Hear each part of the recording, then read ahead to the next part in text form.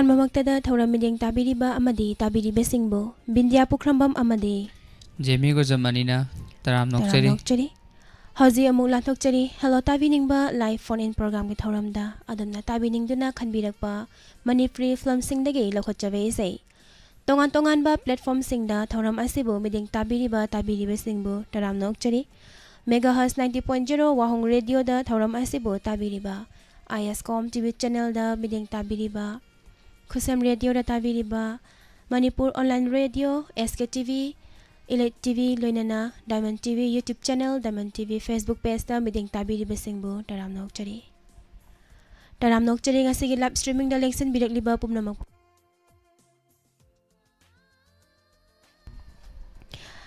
ꯊꯥꯒꯠꯆꯔꯤ ꯄꯨꯝꯅꯃꯛ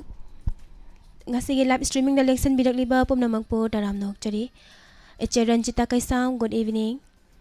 eche taramnok chari Pabung Jayanta Kumar Sir Bimol Takhalambam good evening Nauba taramnok chari Maitai Mangangsa eche Praneswari Laurenbam Maibam Premita Laima taramnok chari Sajida Nong Saibam good evening eche Praneswari Wahengbam thagachari mayam pumnamak thauram asigi ahanba caller lokachari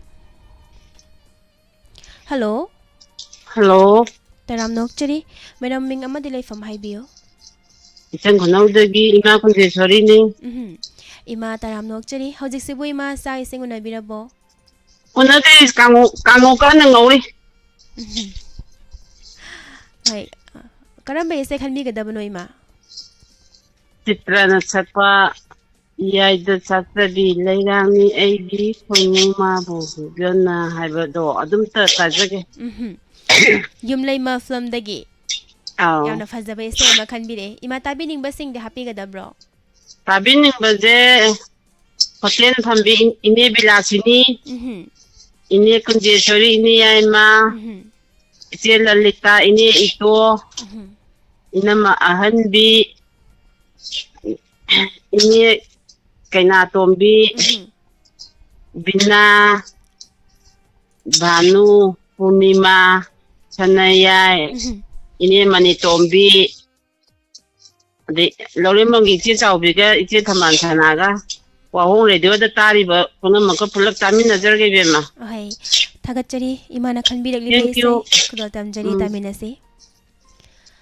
Kudol tamjari yumlayma film dagi Bisgupta Lastram gi mayekta Ranbirda thawra sairangli be isai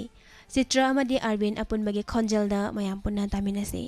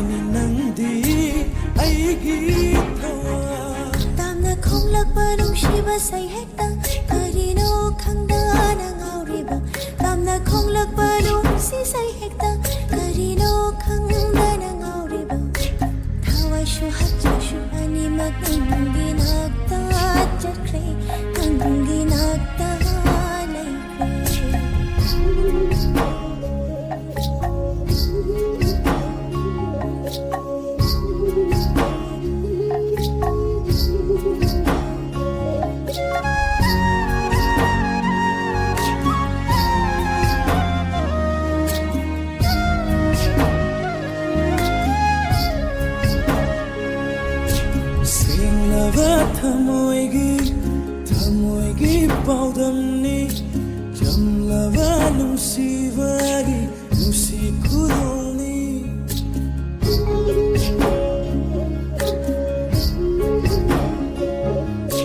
ꯁꯦꯡꯂꯕꯊꯃꯣꯏꯒꯤ ꯄꯥꯎꯗꯝꯅꯤ ꯆꯝꯂꯕ ꯅꯨꯡꯁꯤꯕꯒꯤ ꯅꯨꯡꯁꯤ ꯈꯨꯗꯣꯜꯅꯤ ꯂꯧꯅꯝ ꯅꯝꯊꯥꯛꯇꯤ ꯌꯥꯎꯖꯗꯦ ꯁꯥꯠꯂꯨꯀꯣ ꯅꯪꯒꯤ ꯆꯥꯅꯕꯤ ꯂꯧꯅꯝ ꯅꯝꯊꯥꯛꯇꯤ ꯌꯥꯎꯖꯗꯦ ꯁꯥꯠꯂꯨꯀꯣ ꯅꯪꯒꯤ ꯆꯥꯅꯕꯤ ꯑꯩꯒꯤ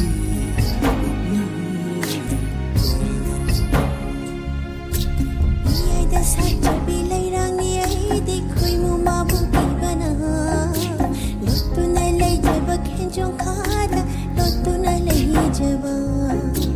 ꯃꯤꯌꯥꯏꯗ ꯁꯥꯠꯆꯕꯤ ꯂꯩꯔꯥꯡꯅꯤ ꯑꯩꯗꯤ ꯈꯣꯏꯃꯨ ꯃꯥꯕꯨ ꯄꯤꯕꯅ ꯂꯣꯠꯇꯨꯅ ꯂꯩꯖꯕ ꯈꯦꯟꯖꯣꯡꯈꯥꯗ ꯂꯣꯠꯇꯨꯅ ꯂꯩꯖꯕ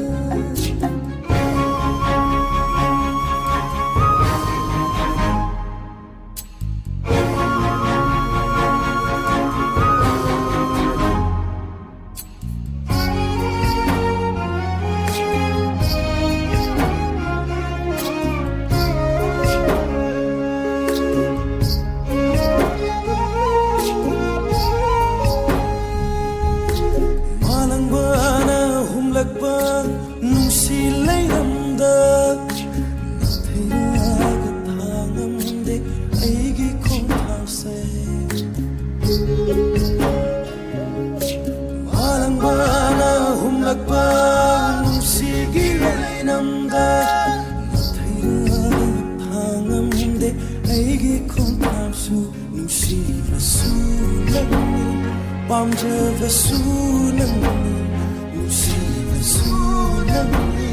ꯄꯥꯝꯖꯕꯁꯨ ꯅꯪꯅꯤ ꯂꯦꯡꯂꯔꯣꯏ ꯍꯣꯡꯂꯔꯣꯏ ꯂꯦꯞꯂꯕꯅꯤ ꯃꯄꯨ ꯄꯥꯟꯗ꯭ꯔꯤꯕꯤ ꯅꯥꯏꯇꯣꯝ ꯁꯥꯠꯄꯤꯅꯤ ꯊꯃꯣꯏ ꯁꯦꯡꯂꯗꯤ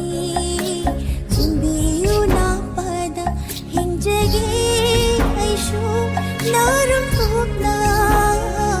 ꯊꯝꯕꯤꯌꯨꯀꯣ ꯑꯩꯕꯨ ꯅꯨꯡꯁꯤ ꯅꯨꯡꯁꯤꯅ ꯃꯄꯨ ꯄꯥꯟꯗ꯭ꯔꯤꯕꯤ ꯅꯥꯏꯇꯣꯝ ꯁꯥꯠꯄꯤꯅꯤ ꯊꯃꯣꯏ ꯁꯦꯡꯂꯗꯤ ꯆꯤꯡꯕꯤꯌꯨ ꯅꯥꯄꯗ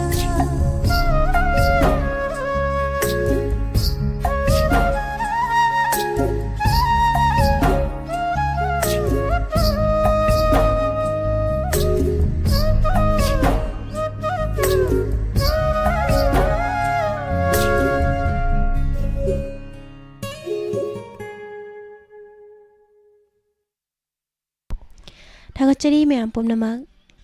जया एलंकाई तरामनोकचरी इमा बिजया लाइस्ट्रम तरामनोकचरी madam Sabita Naorembam good evening Longjam Sanningkhombi तरामनोकचरी इबुंग Robert Usham madam Indu Oinam good evening Thaibe Mathokchom तरामनोकचरी मथंगे कॉलर से इपवाजिमीदा सिनाजरी हेलो ꯍꯜꯂꯣ तराम नोक्चरी मिंगल लेफम गायबियो ꯍꯧꯖꯤꯛꯇꯒꯤ ꯃꯤꯅꯤ ꯌꯦꯡꯉꯤ करी मथेन चाबिग्रगे ngasijibo ꯆꯥꯛ ꯆꯥꯗ꯭ꯔꯤꯌꯦ ꯄꯥꯝ ꯏꯔꯣꯜꯂꯒ ꯉꯥ ꯑꯃ ꯉꯧꯔꯤ मथेंसिदी मैडम याम हाउदो माले ꯑꯗꯣ ꯏꯁꯥꯒꯤ ꯈꯟ ꯉꯧꯔꯒꯦꯅ ꯐꯥꯁ ꯔꯥꯎꯟꯗ ꯌꯥꯎꯔꯛꯏꯅꯦ करम्बे इसे खनबीगदबनो ꯈꯨꯖꯤꯟ ꯐꯤꯂꯝꯒꯤ ꯀꯔꯤ ꯁꯣꯔꯤ ꯁꯦꯟꯖꯝꯒꯤ ꯑꯩꯕꯨ ꯅꯨꯡꯁꯤꯕ ꯇꯝꯕꯤꯔꯤꯕꯅ ꯇꯧꯕꯗꯣ खुजिनगी ममी फिल्म की ताबीनिंग बसिंग हापीगदब्रो मैडम ꯇꯥꯕꯤꯅꯤꯡꯕ ꯀꯔꯤ ꯋꯥꯍꯧ ꯔꯦꯗꯤꯑꯣ ꯇꯥꯕꯤꯔꯤꯕ ꯑꯗꯒꯤ ꯗꯥꯏꯃꯟ ꯇꯤꯚꯤ ꯌꯦꯡꯕꯤꯔꯤꯕ ꯄꯨꯝꯅꯃꯛꯀ ꯇꯥꯃꯤꯟꯅꯖꯒꯦ ꯑꯇꯩ ꯇꯥꯗꯕꯗꯤ ꯌꯥꯎꯍꯜꯂꯔꯣꯏꯒꯦ मैडम से हजी साक थोंगना थोंगना अदुम अखोगी थौरम से ताबीरमिरो मैडम ꯍꯣꯏ थौरम नुंगाई मंदना अमु पान इरोमदो थुम याकपा मोरक साबम तौरमनि चानारमोइको मो ꯏꯔꯣꯟꯕ ꯂꯣꯏꯔꯦ लोइना लोइरगा फजना ओंजन बिरको सोइगिदनबा हाइदना याम नुंगाइजरे मैडम इसेसु याम फजबा मा खनबिरे अदुदी मैडम की इसे खुदोल तमजरक लगे मयाम पुना तामिनसे ꯍꯣꯏ ꯍꯣꯏ ꯇꯥꯃꯤꯟꯅꯔꯛꯀꯦ ꯈꯨꯗꯣꯜ ꯇꯝꯖꯔꯤ ꯈꯟꯕꯤꯔꯛꯂꯤꯕ ꯏꯁꯩ ꯈꯨꯖꯤꯟꯒꯤ ꯃꯃꯤ ꯐꯤꯂꯝꯗꯒꯤ ꯔꯣꯃꯤ ꯃꯩꯇꯩꯒꯤ ꯃꯌꯦꯛꯇ ꯁꯣꯔꯤ ꯁꯦꯟꯖꯝꯅ ꯁꯩꯔꯥꯡꯂꯤꯕ ꯏꯁꯩ ꯁꯣꯔꯤ ꯁꯦꯟꯖꯝ ꯃꯁꯥꯃꯛꯅ ꯁꯛꯂꯤꯕ ꯏꯁꯩ ꯈꯨꯗꯣꯜ ꯇꯝꯖꯔꯤ ꯇꯥꯃꯤꯟꯅꯁꯤ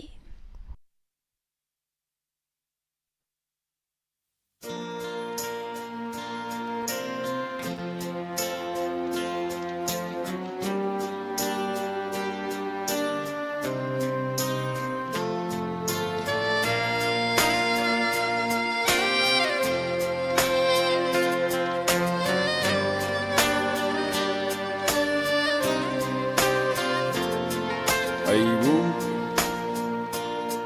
ꯅꯨꯡꯁꯤꯕ ꯇꯝꯕꯤꯔꯤꯕ ꯂꯣꯟꯊꯣꯛꯇ꯭ꯔꯕ ꯁꯛꯇꯝꯅꯤ ꯅꯍꯥꯛꯀꯤ ꯅꯣꯛꯂꯤꯕ ꯃꯤꯅꯣꯛꯇ ꯀꯉꯥꯎꯅꯍꯜꯂꯦ ꯑꯩꯕꯨ ꯃꯐꯝ ꯈꯪꯗ ꯑꯩꯕు ꯅꯨꯡꯁꯤꯕ ꯇꯝꯕꯤꯔꯤꯕ ꯂꯣꯟꯊꯣꯛꯇ꯭ꯔꯕ ꯁꯛꯇꯝꯅꯤ ꯅꯍꯥꯛꯀꯤ ꯅꯣꯛꯂꯤꯕ ꯃꯤꯅꯣꯛꯇ ꯀꯉꯥꯎꯅꯍꯜꯂꯦ ꯑꯩꯕꯨ ꯃꯐꯝ ꯈꯪꯗ ꯑꯆꯤꯛꯄ ꯑꯍꯤꯡꯁꯨ ꯂꯣꯏꯈꯔꯦ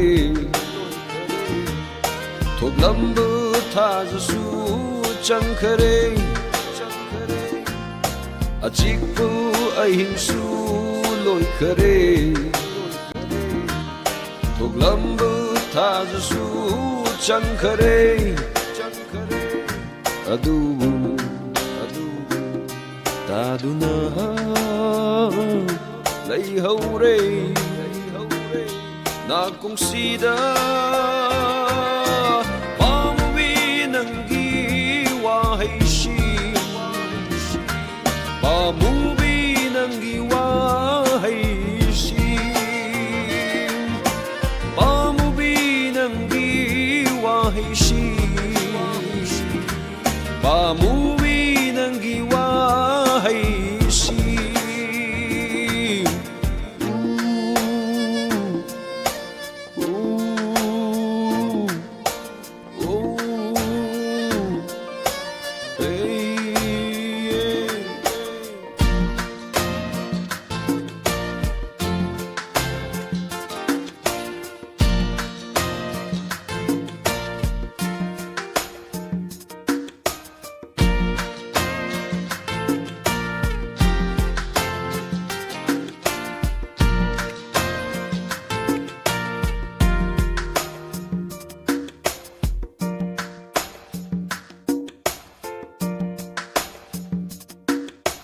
ꯉꯥꯊꯗꯨꯅ ꯑꯩꯒꯤ ꯂꯦꯡꯖꯨꯝꯗ ꯏꯅꯥꯛꯇ ꯐꯝꯂꯤꯕꯣꯏ ꯅꯤꯡꯂꯨꯔꯦ ꯍꯥꯡꯂꯕ ꯑꯇꯤꯌꯥꯗ ꯌꯦꯡꯈꯠꯂꯨꯕ ꯅꯪꯒꯤ ꯁꯛꯇꯝꯅ ꯈꯟꯈꯔꯦ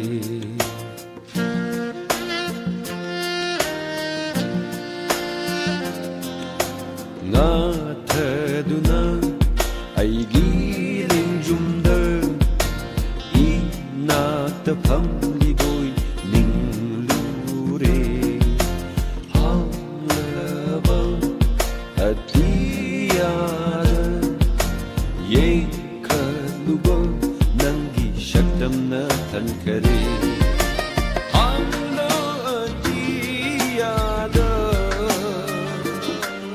ꯅꯪꯒꯤ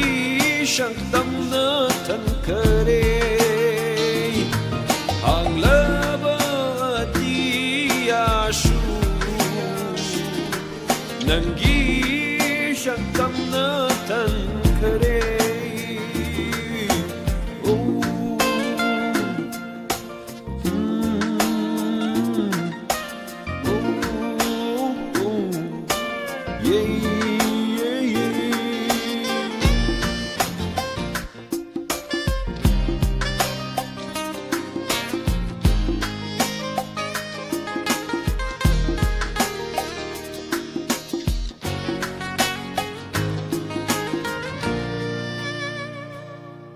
ꯑꯁꯨꯛ ꯅꯨꯡꯁꯤꯕꯤ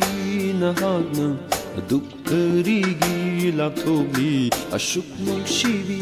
ꯅꯍꯥꯛꯅ ꯑꯗꯨꯛ ꯀꯔꯤꯒꯤ ꯂꯥꯞꯊꯣꯛꯂꯤ ꯂꯥꯛꯄ ꯄꯥꯝꯃꯨꯕꯤ ꯅꯨꯡꯁꯤꯕꯤ ꯀꯣꯜꯂꯒꯦ ꯅꯪꯕꯨ ꯉꯁꯤꯗꯤ ꯂꯥꯛꯂꯣ ꯄꯥꯝꯃꯨꯕꯤ ꯅꯨꯡꯁꯤꯕꯤ ꯀꯣꯜꯂꯒꯦ ꯅꯪꯕꯨ ꯉꯁꯤꯗꯤ ꯑꯩꯒꯤ ꯍꯥꯡꯂꯕ ꯄꯥꯝꯕꯣꯝꯁꯤꯅ ꯑꯩꯕꯨ ꯅꯨꯡꯁꯤꯕ ꯇꯝꯕꯤꯔꯤꯕ ꯂꯣꯟꯊꯣꯛꯇ꯭ꯔꯕ ꯁꯛꯇꯝꯅꯤ ꯅꯍꯥꯛꯀꯤ ꯅꯣꯛꯂꯤꯕ ꯃꯤꯅꯣꯛꯇ ꯀꯉꯥꯎꯅꯍꯜꯂꯦ ꯑꯩꯕꯨ ꯃꯐꯝ ꯈꯪꯗ ꯑꯩꯕꯨ ꯅꯨꯡꯁꯤꯕ ꯇꯝꯕꯤꯔꯤꯕ ꯂꯣꯟꯊꯣꯛꯇ꯭ꯔꯕ ꯁꯛꯇꯝꯅꯤ ꯅꯍꯥꯛꯀꯤ ꯅꯣꯛꯂꯤꯕ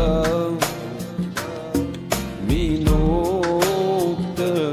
ꯀꯉꯥꯎꯅꯍꯜꯂꯦ ꯑꯩꯕꯨ ꯃꯐꯝ ꯈꯪꯗ ꯑꯆꯤꯛꯄ ꯑꯍꯤꯡꯁꯨ ꯂꯣꯏꯈꯔꯦ ꯊꯣꯛꯂꯝꯕ ꯊꯥꯖꯁꯨ ꯆꯪꯈꯔꯦ ꯑꯆꯤꯛꯄ ꯑꯍꯤꯡꯁꯨ ꯂꯣꯏꯈꯔꯦ ꯊꯣꯛꯂꯝꯕ ꯊꯥꯖꯁꯨ ꯆꯪꯈꯔꯦ ꯑꯗꯨꯕꯨ ꯇꯥꯗꯨꯅ ꯂꯩꯍꯧꯔꯦ ꯅꯥꯀꯣꯡꯁꯤꯗ ꯄꯥꯝꯃꯨꯕꯤ ꯅꯪꯒꯤ ꯋꯥꯍꯩꯁꯤ ꯄꯥꯝꯃꯨꯕꯤ ꯅꯪꯒꯤ ꯋꯥꯍꯩꯁꯤ ꯄꯥꯝꯃꯨꯕꯤ ꯅꯪꯒꯤ ꯋꯥꯍꯩꯁꯤ ꯄꯥꯝꯃꯨꯕꯤ ꯅꯪꯒꯤ ꯋꯥꯍꯩꯁꯤ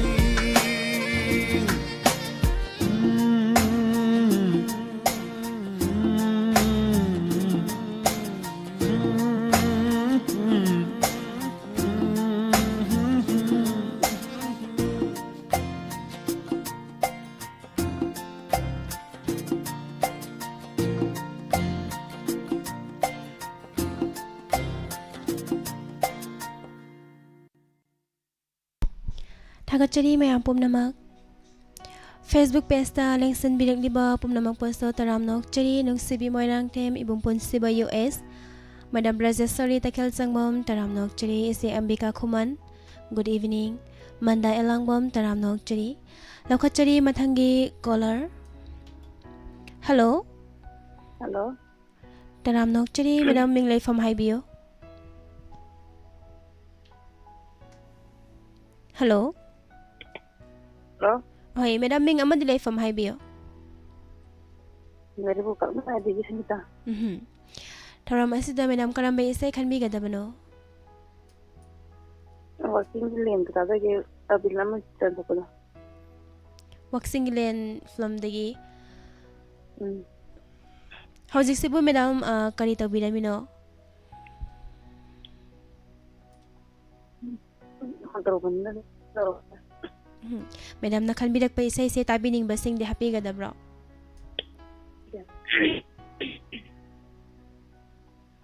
Hello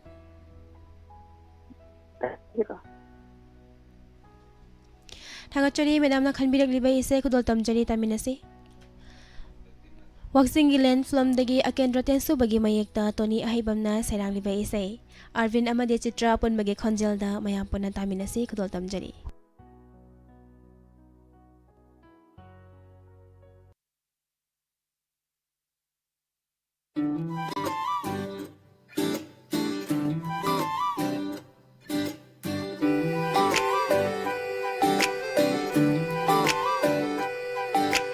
Angau belai chilna Vijang khanba Loi biching sangna Tum pagle bli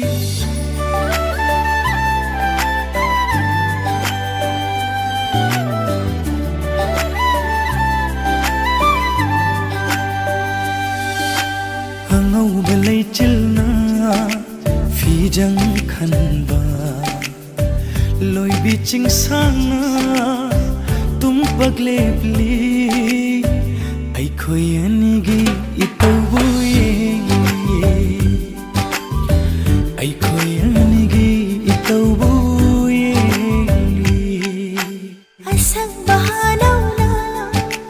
Charay thon ba Tam na sandok pa Lam hao na family Ay kuya nigi wari butari Ay kuya nigi wari butari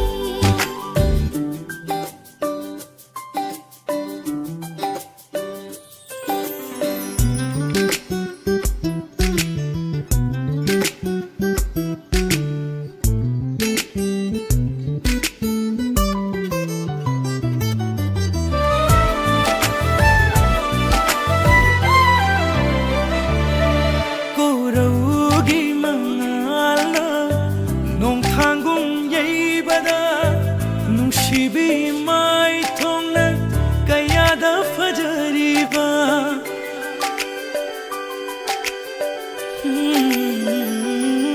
Koraugi mangala nong thangung yeibada nungsibi mai thongna kayada fajariba loisin khidra pamujai numol hanba mikup se loisin khidra pamujai numol hanba mikup se Ay kuya nigi wari butari Ay kuya nigi wari butari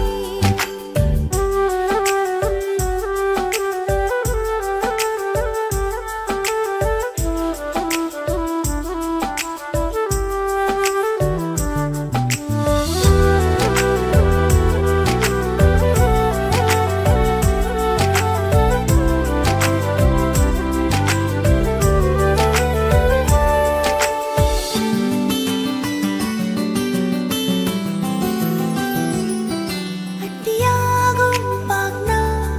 mafam shinba nungsibay mitye onthok na lumi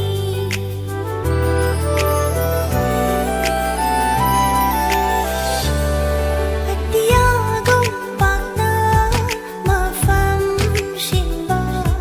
nungsibay mitye onthok na lumi Yung biragano ikay jay akat jay thamoy na Yung biragano ikay jay akat jay thamoy na ai khoi anigi itawu ye ai khoi anigi itawu ye Ay kuya nigi wari butari Ay kuya nigi wari butari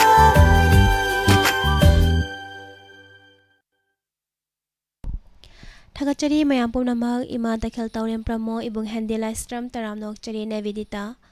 ima Sanatombi Kaksing good evening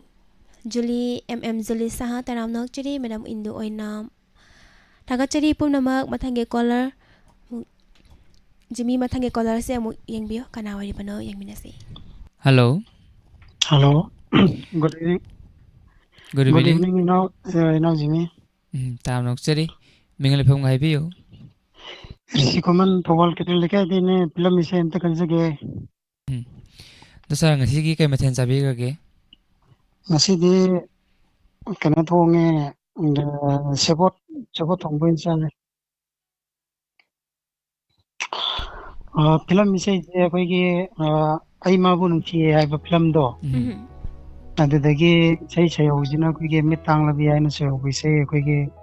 Bidalaxmin Sakpa. Adugi say to Tazage. Ay ibung isay may ekse hapetang ibung nangang thokpira mayagadra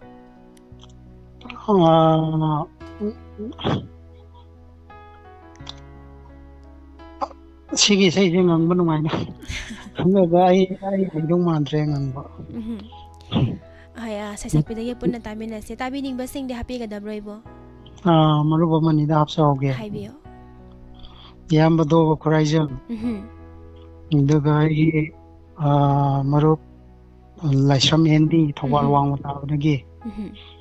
ꯑꯗꯨꯒ ꯎꯂꯧ relief ꯀꯦꯝꯗ ꯂꯩꯔꯤꯕ ꯀꯦ.ꯋꯥꯏ ꯃꯪꯂꯦꯝꯕ ꯍꯥꯏ ꯑꯗꯨꯒ ꯑꯩꯈꯣꯏꯒꯤ life ꯁꯥꯠꯇ ꯂꯩꯕꯤꯔꯤꯕ ꯇꯣꯉꯥꯟ ꯇꯣꯉꯥꯟꯕ ꯄ꯭ꯂꯦꯠꯐꯣꯝꯁꯤꯡꯗ ꯇꯥꯕꯤꯕ ꯃꯌꯥꯝ ꯄꯨꯟꯅ ꯑꯗꯨꯝ ꯇꯥꯃꯤꯟꯅꯔꯁꯤ ꯌꯥꯝ ꯅꯨꯡꯉꯥꯏꯖꯩ ꯍꯣꯏ ꯈꯨꯗꯣꯜ ꯇꯝꯖꯔꯤ ꯏꯕꯨꯡꯅ ꯈꯟꯕꯤꯔꯛꯂꯤꯕ ꯏꯁꯩ ꯃꯌꯥꯝ ꯄꯨꯟꯅ ꯇꯥꯃꯤꯟꯅꯁꯤ ꯊꯥꯒꯠꯆꯔꯤ ꯊꯥꯒꯠꯆꯔꯤ ꯏꯕꯨꯡꯕꯨꯁꯨ ꯈꯨꯗꯣꯜ ꯇꯝꯖꯔꯤ ꯃꯉꯥꯜꯒꯤ ꯃꯌꯦꯛꯇ ꯕꯤꯀꯤꯅ ꯁꯩꯔꯥꯡꯂꯤꯕ ꯏꯁꯩ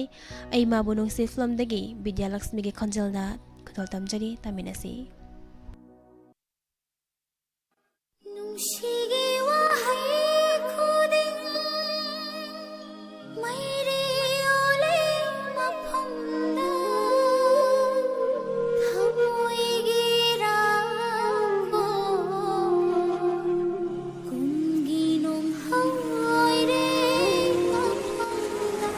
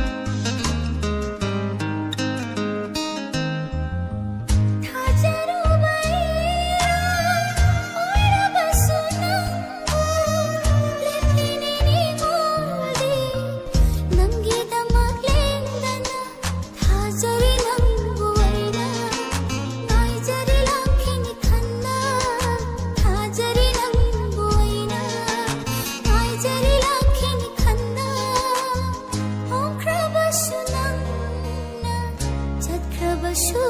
ꯏꯅꯥꯛꯇꯩ ꯃꯤꯇꯥꯡꯂꯕꯤ ꯑꯩꯒꯤ ꯊꯃꯣꯏ ꯈꯨꯗꯤ ꯊꯤꯔꯦ ꯅꯨꯡꯁꯤ ꯂꯝꯕꯤꯁꯤꯗ ꯄꯨꯟꯁꯤꯒꯤ ꯆꯩꯁꯨ ꯑꯣꯏꯕꯤꯔꯝꯕ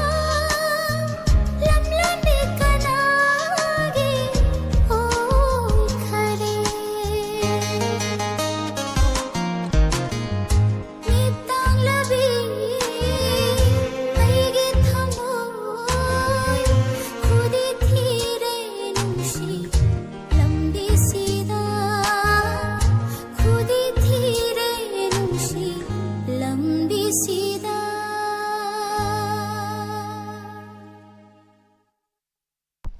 ꯊꯥꯒꯠꯆꯔꯤ ꯃꯌꯥꯝ ꯄꯨꯝꯅꯃꯛ ꯂꯥꯏꯚ ꯁ꯭ꯇ꯭ꯔꯤꯃꯤꯡꯗ ꯅꯧꯅ ꯂꯦꯡꯁꯤꯟꯕꯤꯔꯛꯂꯤꯕ ꯅꯦꯅꯦ ꯋꯥꯏꯈꯣꯝ ꯊꯣꯏꯕꯤ ꯁꯔ ꯗꯤꯅꯦꯟꯗ꯭ꯔ ꯂꯧꯈ꯭ꯔꯛꯄꯝ ꯁꯔ ꯕꯤꯀꯦꯟ ꯇꯔꯥꯝ ꯅꯣꯛꯆꯔꯤ ꯀꯣꯂꯔ ꯃꯌꯥꯝꯒꯤ ꯃꯔꯛ ꯊꯠꯂꯒ ꯏꯄ꯭ꯋꯥ ꯖꯤꯃꯤꯗꯒꯤ ꯏꯁꯩ ꯑꯃꯇꯪ ꯃꯌꯥꯝ ꯄꯨꯟꯅ ꯇꯥꯃꯤꯟꯅꯁꯤ ꯌꯥꯗꯦ ꯅꯠꯇ꯭ꯔꯣ ꯖꯤꯃꯤ ꯍꯣꯏ ꯏꯁꯩ ꯑꯃꯇꯪ ꯁꯛꯍꯟꯖꯔꯛꯀꯦ ꯏꯄ꯭ꯋꯥꯗꯒꯤ ꯀꯣꯂꯔ ꯃꯌꯥꯝ ꯀꯣꯂꯔ ꯑꯃꯁꯨ ꯂꯥꯛꯇꯨꯅꯗꯤ ꯂꯩꯔꯦ ꯉꯥꯏꯍꯥꯛꯇꯪ ꯂꯥꯏꯟꯗ ꯂꯩꯕꯤꯔꯣ ꯑꯗꯨꯗꯤ ꯏꯁꯩ ꯍꯧꯔꯁꯤ ꯍꯧꯖꯔꯒꯦ ꯏꯁꯩ ꯇꯥꯃꯤꯟꯅꯁꯤ ꯃꯌꯥꯝ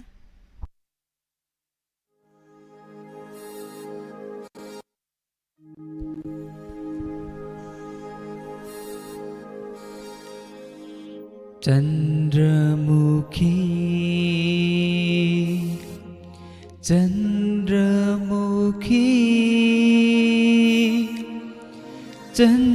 चंद्रमुखी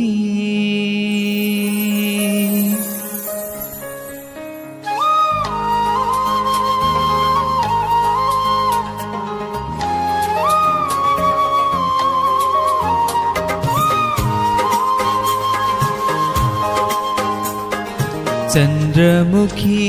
कदाइदगी लौरुबनो नंगी लैना सिंगी मचूसीबू चंद्रमुखी कदाइदगी लौरुबनो नंगी लैना सिंगी मचूसीबू कना खंगंदा लोचरक्पा अईगी थमोइदा संख्रबा मचू करमना नंगी लैना सिंगदा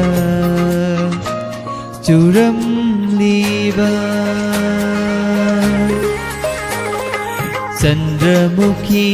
कदाइदगी लौरुबनो नंगी लैना सिंगी मचूसीबू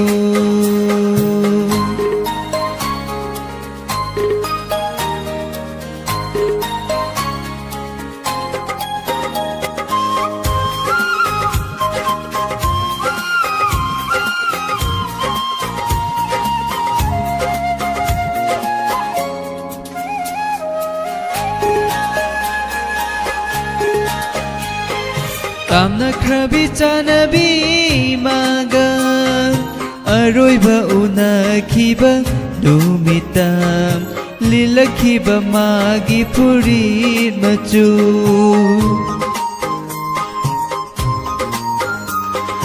तामना ख्रबी चानबी मागा अरोइबा उनाखिबा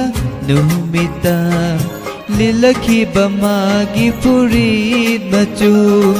थमोय सिंथुंगना संगलंबा मचू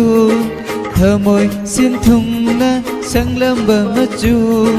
करमना नंगी लैना सिंगदो चुरमलीबा चंद्रमुखी कदाइदगी लौरुबनो नंगी लैना सिंगी मचूसीबू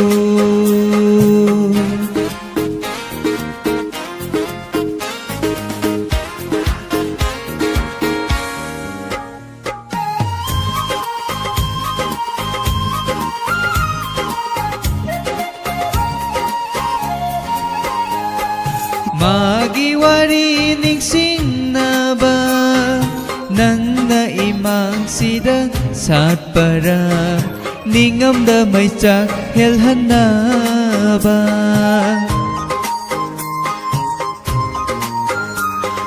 Magi wari ningsingnaba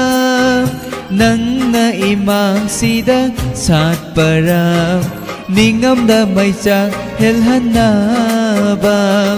Ahingda sinthaba magi pirangla Ahingda sinthaba magi pirangla Pagliba ng gilay na singda Ayukuding Chandramukhi kadaydagi laurubano Nangilay na singgi machusibu Kana khang handa lo charakpa Aigi thamoida sangkraba machu Karamna nangilay na singda Churam liba Churam liba Churam liba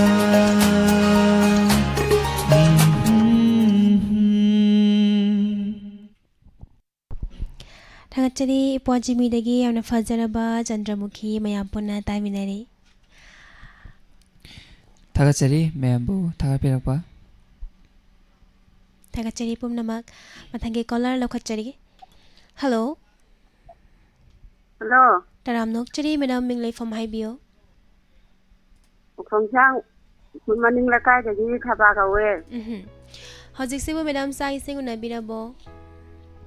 ꯆꯥꯛ ꯎꯅꯔꯦ ꯀꯔꯤ ꯃꯊꯦꯜ ꯆꯥꯕꯤꯔꯒꯦ madam ꯃꯥꯏꯔꯦꯟꯒ ꯁꯣꯏꯕꯨꯝꯒ ꯊꯣꯡꯉꯦ ꯀꯔꯝꯕ ꯏꯁꯩ ꯎꯃꯣꯔꯣꯛ ꯑꯃ ꯃꯦꯠꯂꯦ ꯍꯥꯎꯔꯦ ꯑꯁ ꯃꯊꯦꯜꯁꯦ ꯌꯥꯝ ꯍꯥꯎꯅꯁꯨ ꯆꯥꯕꯤꯔꯦ ꯑꯗꯣ ꯀꯔꯝꯕ ꯏꯁꯩ ꯈꯟꯕꯤꯒꯗꯕꯅꯣ ꯃꯦꯗꯥꯝ ꯃꯤꯁ ꯀꯩꯅꯣ ꯏꯇꯥꯎ ꯏꯕꯨꯡꯉꯣ ꯅꯨꯡꯁꯤꯕꯤꯒꯤ ꯐꯤꯂꯝꯗꯣ ꯉꯁꯤ ꯑꯩꯒꯤ ꯏꯅꯥꯛꯇ ꯂꯥꯛꯂꯤꯕꯤ ꯅꯪꯕꯨ ꯀꯅꯥꯅꯣ ꯍꯥꯏꯕꯗꯣ ꯀꯅꯥ ꯑꯣꯏꯔꯖꯥꯠꯅꯣ ꯏꯅꯥꯛꯇ ꯂꯥꯛꯏꯁꯦ ꯀꯅꯥ ꯅꯨꯡꯁꯤꯕꯤꯅ ꯅꯨꯡꯁꯤꯕꯩ ꯃꯅꯥꯛꯇ ꯂꯥꯛꯄ ꯃꯦꯗꯥꯝ ꯍꯧꯖꯤꯛꯁꯦ ꯅꯨꯡꯁꯥꯁꯨ ꯑꯗꯨꯝ ꯁꯥꯕꯁꯦ ꯑꯗ ꯀꯃꯥꯏ ꯂꯩꯕꯤꯔꯤꯒꯦ ꯃꯇꯝꯁꯦ ꯀꯔꯤ ꯍꯣꯠꯅꯕꯤꯔꯤꯒꯦ ꯅꯨꯡꯁꯥ ꯁꯥꯔꯒꯅ ꯇꯨꯝꯃꯦ खितंग इंगरगना फी खगा सारे फीदी सारे फीसे करी फी है बदना तुम कनरना फी अखोगी मोरांग बचनबा करी फी आदरगंदे रानी कइनो मकुप कुना फेंदा हाय अखोगी थरम सिंग असिदी मेदाम अदुमंग लेप लेतना ताबीब्रा सांग नाइना अदुमंग ताबीब्रा मेदाम पुंग कोन मरी हा तारा को जम ता लेरे लिदो इना का कोल लेरे नाम नुंगाई जरे अदा मेदाम ना खनबिरक पैसे सो ले जरे ताबी निंग बसिंग हापी गदब्रो मेदाम खरा हापरगे हाइबियो अखोई जो खोंगांग दगी इना मम्मी इके बिनते सॉरी आई इमोंग नुपी सोनिया यार अखोई से अनि हम जे तारगे कइनो मिक्स थारगा कोई पुलप तामिनेगे याम नुंगाइसे मेदाम ना खनबिरकलिबे इसे खुदल तमजरे मया पुना तामिनसे खुदल तमजरे इताव इबुंगो नुक्सिबी फिल्म दगी खोइबी पाउनम गे मयेक्ता जिटेन खाइदियमना सेरांगलिबे इसे अरविंद सोइबम गे खोंजलदा तामिनसे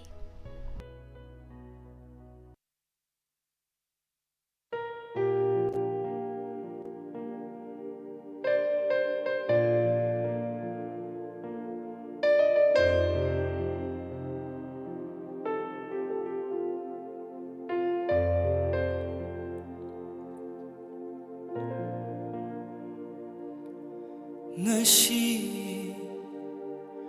aigi inakta laglibi nangbu kanano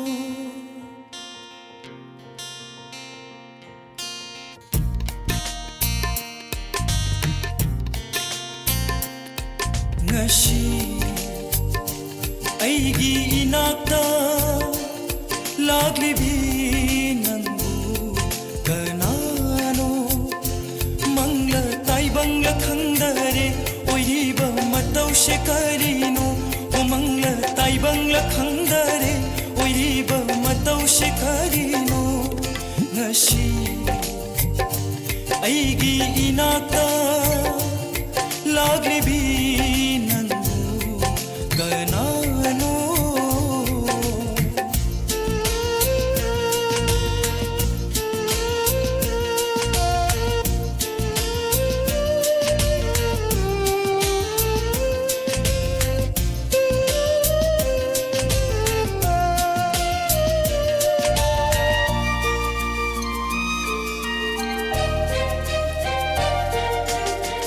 ꯉꯁꯤꯒꯤ ꯑꯁꯤꯒꯨꯝꯕ ꯅꯨꯡꯉꯥꯏꯔꯕ ꯃꯪꯂꯥꯟꯁꯤ ꯃꯤꯀꯞ ꯊꯣꯛꯄ ꯂꯩꯇꯅ ꯃꯊꯪ ꯃꯊꯪ ꯃꯪꯊꯕꯤꯌꯨ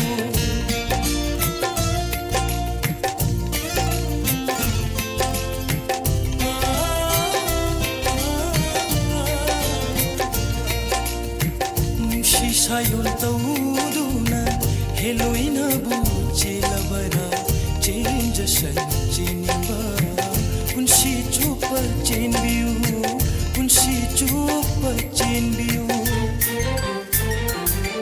ꯉꯁꯤ ꯑꯩꯒꯤ 이나ꯛꯇ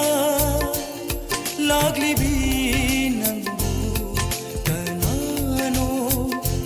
ꯃꯪꯂ ꯇꯥꯏꯕꯪꯂ ꯈꯪꯗꯔꯦ ꯑꯣꯏꯔꯤꯕ ꯃꯇꯧꯁꯦ ꯀꯔꯤꯅꯣ ꯃꯪꯂ ꯇꯥꯏꯕꯪꯂ ꯈꯪꯗꯔꯦ ꯑꯣꯏꯔꯤꯕ ꯃꯇꯧꯁꯦ ꯀꯔꯤꯅꯣ ꯉꯁꯤ ꯑꯩꯒꯤ 이나ꯛꯇ ꯂꯥꯛꯂꯤꯕꯤ ꯅꯪꯕꯨ ꯀꯅꯥꯅꯣ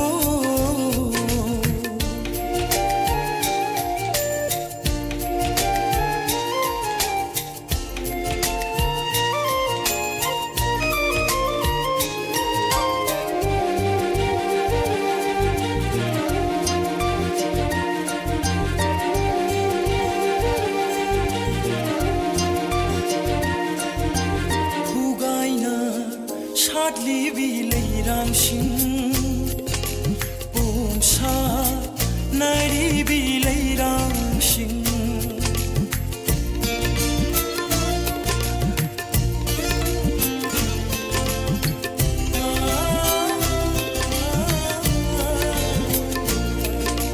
ꯅꯨꯡꯁꯤꯔꯕ ꯍꯩꯅꯝ ꯂꯩꯅꯝꯂꯛꯇ ꯀꯪꯉꯥꯎꯅꯅ ꯄꯥꯏꯔꯤꯕ ꯈꯣꯏꯃꯨꯁꯤꯡ ꯅꯈꯣꯏꯒꯨꯝ ꯑꯩꯁꯨ ꯀꯪꯉꯥꯎꯅꯔꯦ ꯅꯈꯣꯏꯒꯨꯝ ꯑꯩꯁꯨ ꯀꯪꯉꯥꯎꯅꯔꯦ ꯉꯁꯤ ꯑꯩꯒꯤ 이나ꯛꯇ ꯂꯥꯛꯂꯤꯕꯤ ꯅꯪꯕꯨ ꯀꯅꯥꯅꯣ ꯃꯪꯂ ꯇꯥꯏꯕꯪꯂ ꯈꯪꯗꯔꯦ ꯑꯣꯏꯔꯤꯕ ꯃꯇꯧꯁꯦ ꯀꯔꯤꯅꯣ ꯃꯪꯂ ꯇꯥꯏꯕꯪꯂ ꯈꯪꯗꯔꯦ ꯑꯣꯏꯔꯤꯕ ꯃꯇꯧꯁꯦ ꯀꯔꯤꯅꯣ ꯉꯁꯤ ꯑꯩꯒꯤ 이나ꯛꯇ ꯂꯥꯛꯂꯤꯕꯤ ꯅꯪꯕꯨ ꯀꯅꯥꯅꯣ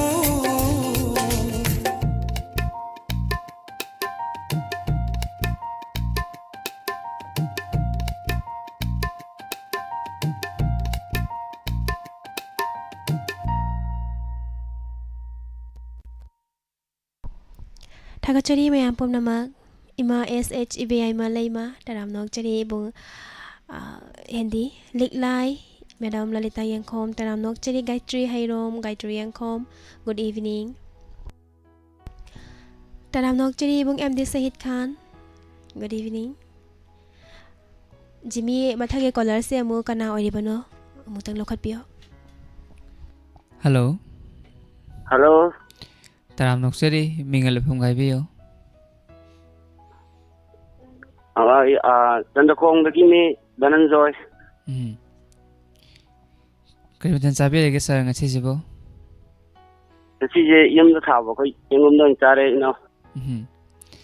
To sa nga sige lai poni pangama sida kaysa tabi ningi Kuntigi now boy afau Puspani mencapai Nanggi nungsi wakanda Ada tak lagi No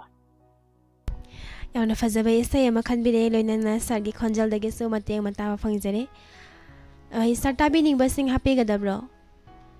Aman hapsake ꯍꯥꯏꯕꯤꯌꯣ ꯁꯥꯔ Pukri achauba mayadagi Devan aigi yamba Ningthangau adagi Nityai Boven aigi iba Ibotombi ꯍꯥꯏꯕꯤꯌꯣ adu Kanta sina lojage Miss ꯑꯗꯨꯗꯤ ꯁꯥꯔꯅ ꯈꯟꯕꯤꯔꯛꯂꯤꯕ ꯏꯁꯩꯁꯦ ꯈꯨꯗꯣꯜ ꯇꯝꯖꯔꯛꯑꯒꯦ ꯁꯥꯔ Thank you Miss ꯊꯥꯒꯠꯆꯔꯤ ꯈꯨꯗꯣꯜ ꯇꯝꯖꯔꯤ ꯈꯟꯕꯤꯔꯛꯂꯤꯕ ꯏꯁꯩ 22 ꯁꯨꯕ ꯁꯇꯥꯞꯇꯤꯒꯤ ꯀꯨꯟꯇꯤ ꯐꯤꯂꯝꯗꯒꯤ ꯃꯅꯥꯎꯕꯤ MMꯒꯤ ꯃꯌꯦꯛꯇ RK ꯖꯤꯇꯦꯟꯅ ꯁꯩꯔꯥꯡꯂꯤꯕ ꯏꯁꯩ ꯄꯨꯁꯄꯔꯥꯅꯤ ꯑꯐꯥꯎ ꯑꯃꯗꯤ ꯅꯥꯎꯕꯣꯏ ꯑꯄꯨꯟꯕꯒꯤ ꯈꯣꯟꯖꯦꯜꯗ ꯇꯥꯃꯤꯟꯅꯁꯤ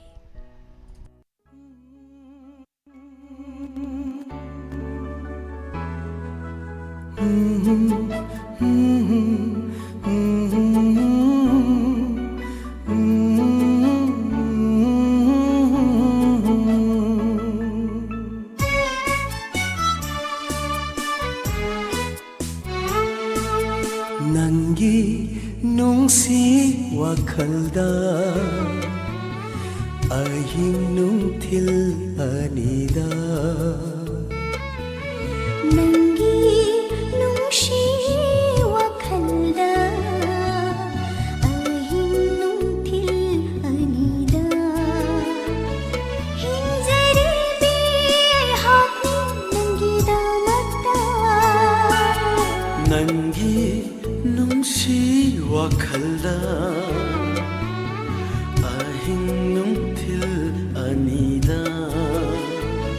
ngaujaramba khoimuni ikhaulangjaba Nanggi nungshi wakhalda ahing nungthil anida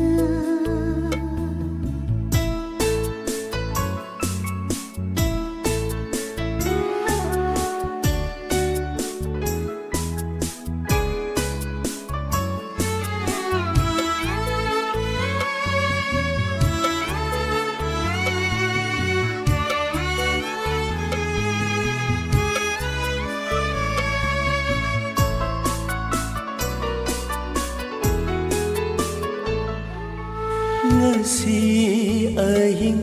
laikol se basantagi ayu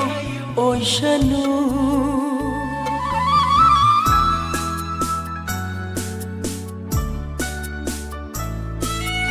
Nungshi ahing laikol se basantagi ayu oisanu ningthira binangi leirang leinada ningthira binangi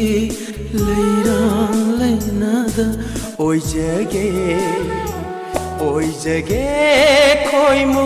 khoimu lamhenba Nanggi nungshi wakhalda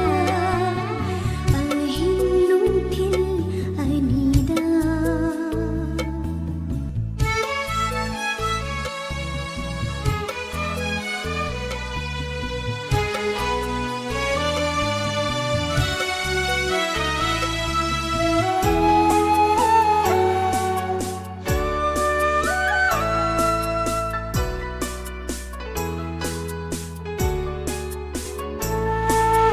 Haukiba punshi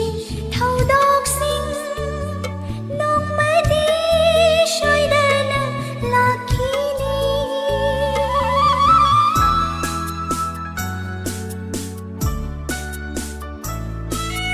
Haukiba punshi thaudoksing nongmadi shoidana lakhini Chinade awaba aidi nangidama kirude nong leishu nangi nungshibada Litpiyo nangna punshigi oina oijage nang ꯅꯪꯁꯦ ꯅꯨꯡꯁꯤ ꯂꯥꯏꯔꯦꯝꯕꯤ ꯅꯪꯒꯤ ꯅꯨꯡꯁꯤ ꯋꯥꯈꯜꯗ ꯑꯍꯤꯡ ꯅꯨꯡꯊꯤꯜ ꯑꯅꯤꯗ ꯅꯪꯒꯤ ꯅꯨꯡꯁꯤ ꯋꯥꯈꯜꯗ ꯑꯍꯤꯡ ꯅꯨꯡꯊꯤꯜ ꯑꯅꯤꯗ ꯍꯤꯡꯖꯔꯤꯕꯤ ꯑꯩꯍꯥꯛꯅꯤ ꯅꯪꯒꯤꯗꯃꯛꯇ ꯉꯥꯎꯖꯔꯝꯕ ꯈꯣꯏꯃꯨꯅꯤ 이ꯈꯧ ꯂꯥꯡꯖꯕ ꯅꯪꯒꯤ ꯅꯨꯡꯁꯤ ꯋꯥꯈꯜꯗ ꯑꯍꯤꯡ ꯅꯨꯡꯊꯤꯜ ꯑꯅꯤꯗ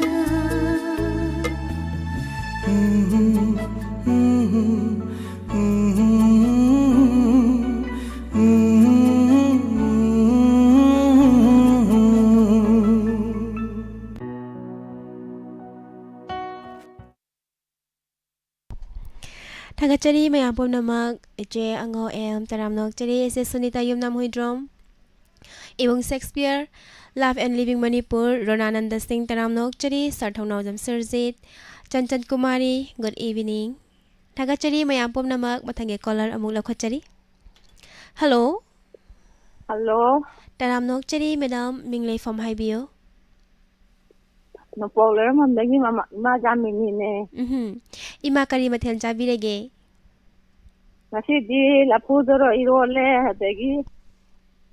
kaino ama kangong ngore body ama lapu tharo iron base beson paknam ga yam chana bane ba kangong win tawne. khangning he ningjeng e dei mane palaktana Ima hojik sibu kari tawbiramino Apke sadai phone bela mini. Pung kaya da dagi phone se try tawrai noi ma Oh, si job la ngedagi. switch off lai ringe dege has pung pung amagi sang tawrak pa imai ado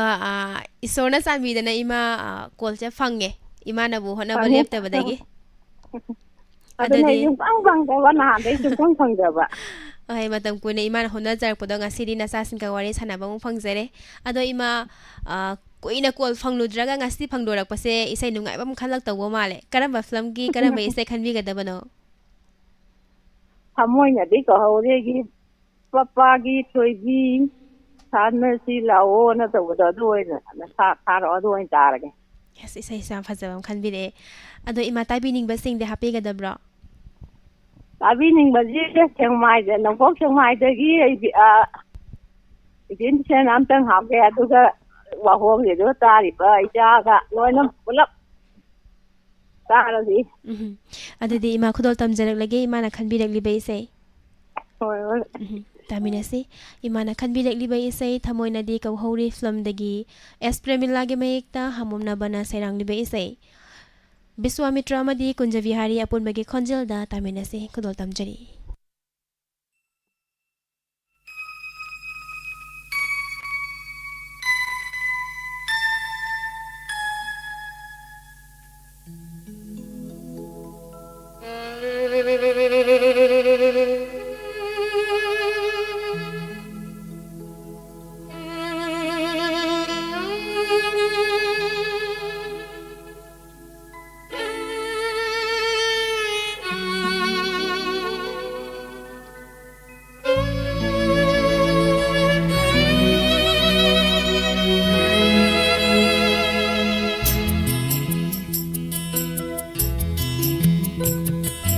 बाबागी Thoibi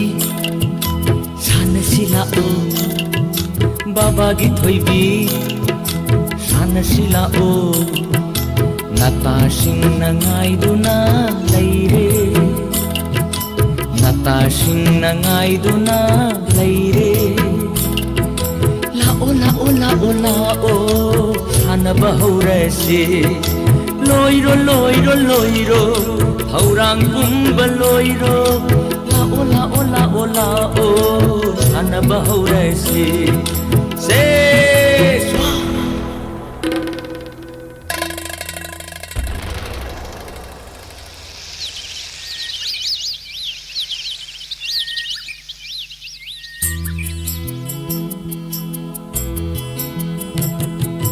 Yamna chawba umang amada Nongsaning thau ahal amana Theba laysabi ama Hirok jaboy re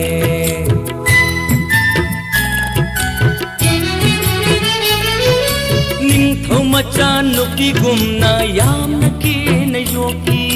Ning thau macha nupi gumna Yamna kena yoki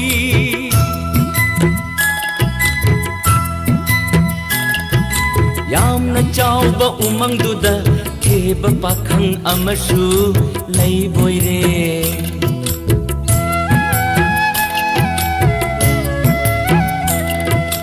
Nongma koraw numita ras kaya thebadu Dolay tongdu na yamna kena umang duda koiragi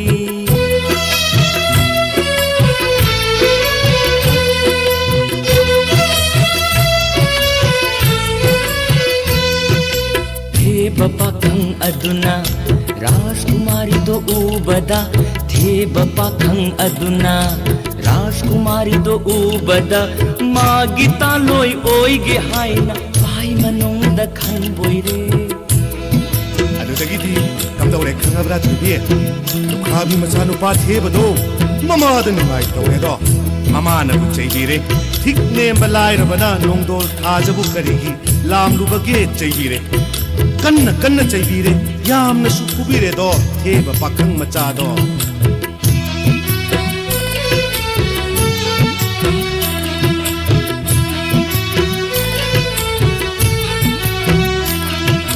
Theba pakhang ningaida khangba ngamdre mamado Theba pakhang ningaida khangba ngamdre mamado Sana ko nung tamladuna Theba mama lagle do Machai mamo hai janaba Theba mama lagle do Baba, adudagi di ka daw ba? Wa adu tabada nong sa ahal ning thauna Karim na nanok lagi Ngasi ahinggi manungda aina ngako umangse sanana English sidalo aina yokchabi imomse nangi nasano pa theba pakhangda suksoy soy dana pirage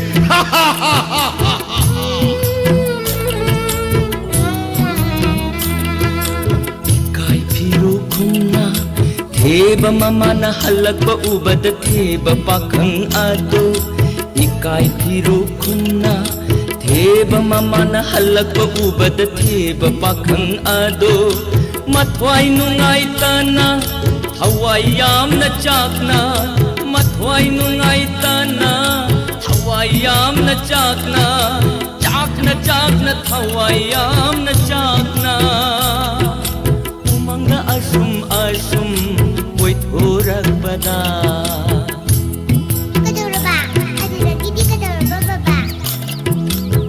Uchek lang may dong ting na redo Sana kudob yayoy bapuba Uchek lang may dong ting na redo Sana kudob yayoy ba ama Theba pakhang aduda Piram laga lang may dong Mapam kang dana mang kredo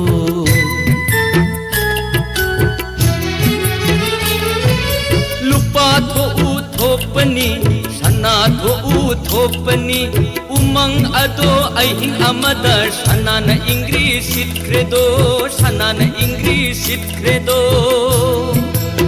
ꯑꯗꯨꯗꯒꯤꯗꯤ ꯅꯤꯡꯊꯧ ꯃꯆꯥꯅꯨꯄꯤ ꯊꯦꯕꯗꯣ ꯂꯨꯈ꯭ꯔꯥꯕꯤ ꯃꯆꯥꯅꯨꯄꯥ ꯊꯦꯕꯗꯨꯗ ꯑꯋꯣꯡ ꯑꯍꯨꯟ ꯆꯥꯎꯅ ꯇꯝꯗꯅ ꯂꯨꯍꯣꯡꯉꯒ ꯅꯨꯡꯉꯥꯏꯅ ꯄꯥꯟꯈ꯭ꯔꯦꯗꯣ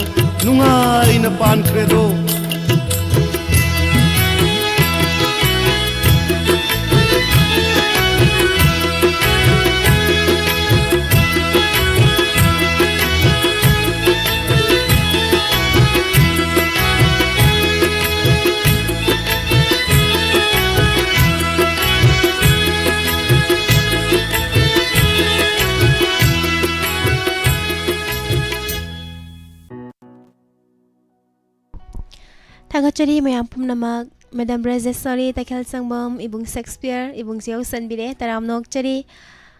Ima Bimola Konsam Good evening Thagachari mayam pumnamak Mathangi caller amung lokhachage Hello Hello Taramnokchari ming laifam haibiyo Miss Elan Kambuidigi Pretty Away Pretty ngasidi kari mathen charage How I could to you miss Ado Pretty thoram asida karamba ise khanbigadabano Kongon film ki sadandana sakba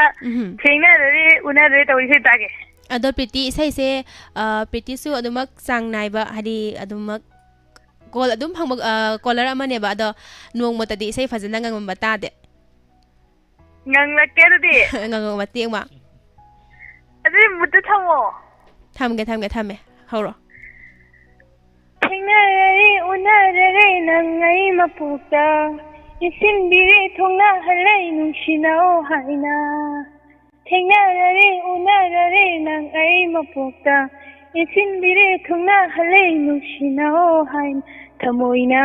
khanjai nangse aigi hinambani yajabani nangbu aina aigi ojaba ngalaro aigi mangda sana machugum machulangna thadokloy aigi thawaina lairi khai pigani aina nangda nangi apamba miss chalsege yam fazana sakle Pretty tabining basing de happy gadabro Pretty mayam tamina di adade Pretty na khanbi ragli ba ise se mayam puna tamina se kudol tamjarege kudol tamjari Kongol film dagi Ajit Ningthauza ge mayekta Amarjit Lauren bamna sairang liba ise sai sakliba Hamom Sadananda kudol tamjari mayam puna tamina se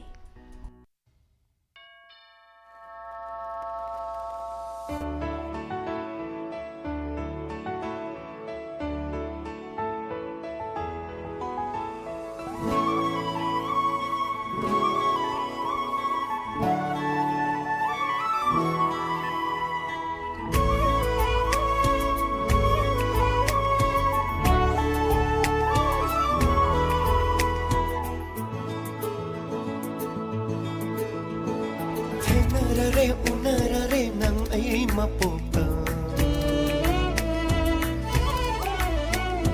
insinbire thongna halai nung sinau haina thamoina khanjai nang se aigi hinglambani yajabani aina nangbu aigi oizaba henarare nung sinare nang ay mapota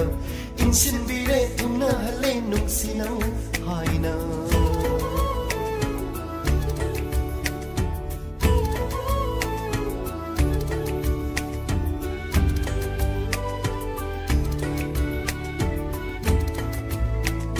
ngalaro aigi mangda shana machugu machulangna thadoloi aigi thawaina leiri nai bigani aina na gonda nangi apamba thadoloi aigi thawaina leiri nai bigani aina na gonda nangi apamba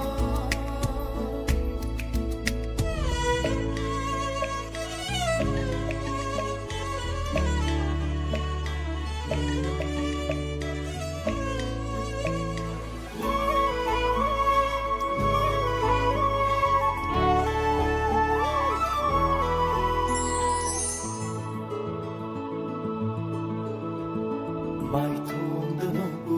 thamoi na penge nangi mi no khuding ai gi ui gani ina ta layu leng da na layu awa nu ngai pum ba nang na kau hali tha oi ai gi thawai na lai di ngai bigani aina na onda nang dia pa thadoloi aigi thawaina leiri ngai bigani aina na gonda nangi apamba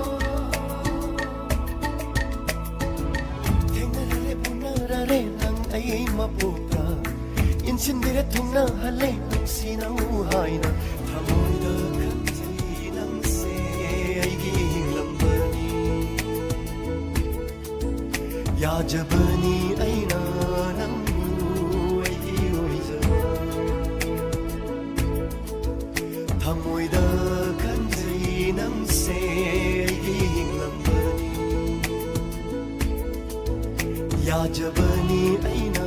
ꯅꯪꯕꯨ ꯑꯩꯒꯤ ꯑꯣꯏꯖꯕ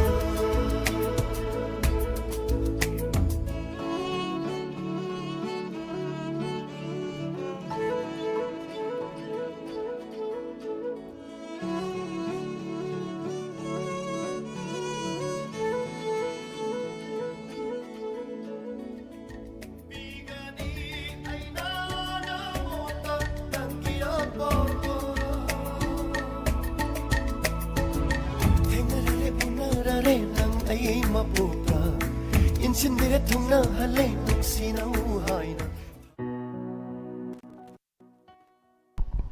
Thakachari mayam pumnamak nene memsa sagosem good evening nene ima sh ibai ma jaya ise rasane alangbom good evening liklai Sir Hemba Guru Mayom good evening Echerovita Sardinindra Lokrakpom ibung Sabir Maipom good evening ibung Roman Thongram Taramnok Chari ibung Buso Nevidita good evening Soibam Sela Taramnok Chari madam Purnimasi Oinam Good evening. Nauna lengsen bilagliba ikoy na di ming kauza hubadalit wat huba yaro ga supum na magputaram nok chari Nancy Legendary isay kange number amukta haibira o hanasu haibira Nancy number se ikoy screen da su adumak lay jare amukta ga su kangan jage 7005707808 number asida call to view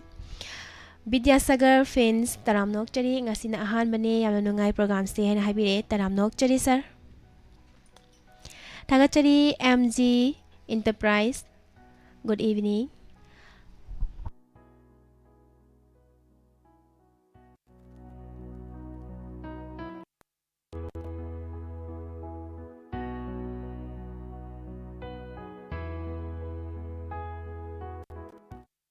Thagachari mayapun namak matangge caller amuk lakachage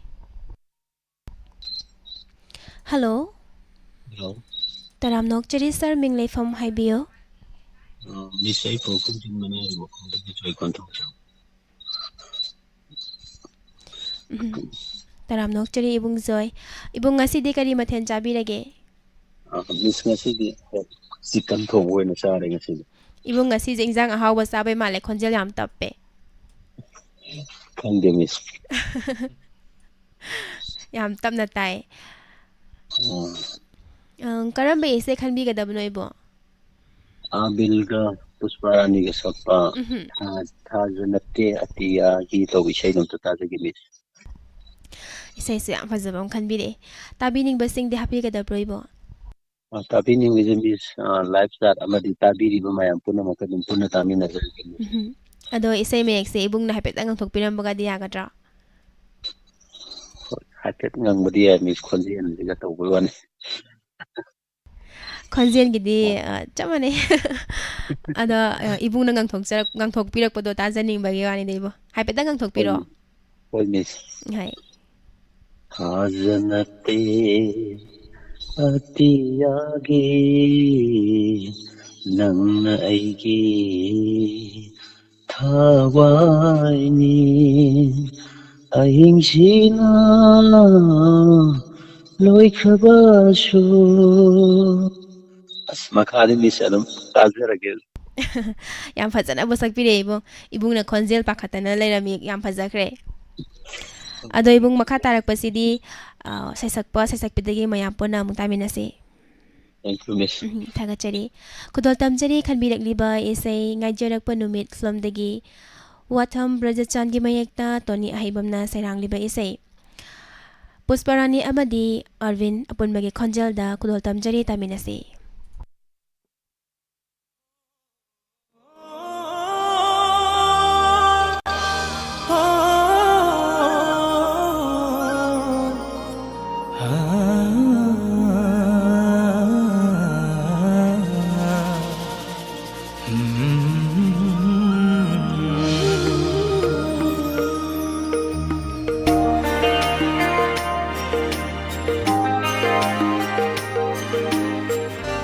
थाजनते अतियागे नंगी ऐगे थवाइनी अहिंसीना लोइख्रबसु थाबलसीना मुटख्रबसु नंगी नाली सांखिरो थाजनते अतियागे नंदी ऐगे थवाइनी उनको यादे शाखी थमसे उनको यादे साखी थमुशे शादलुरे हौजीते खंगलुरे अपांगा मुशी मैंने लगले लम्हेंबे ऐसे मुशी मैंने लगले लम्हेंबे ऐसे सनागुम लंगले नंगी शब्दों से नंगी शब्दों से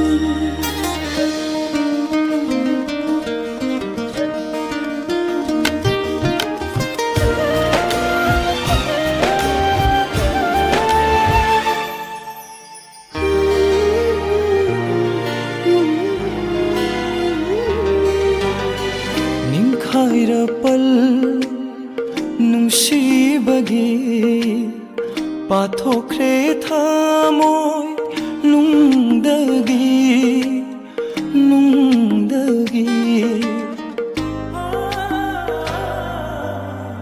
निंखाइरपल नुंसीबगे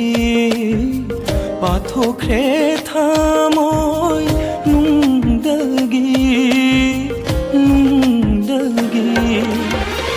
हवाई से चढ़े नंगी ननाता हवाई से चढ़े नंगी ननाता नंगथे नवा मेको तगी पोखरे लैनम पोखरे नंगा हम जबाम हमदे ऐदी नंगो हम जबाम हमदे ऐदी नंगो